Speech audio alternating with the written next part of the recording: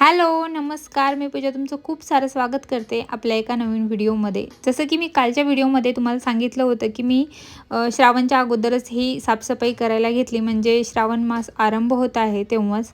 तर इतर डबे वगैरे बाहेरचे काढून घेतले सगळे.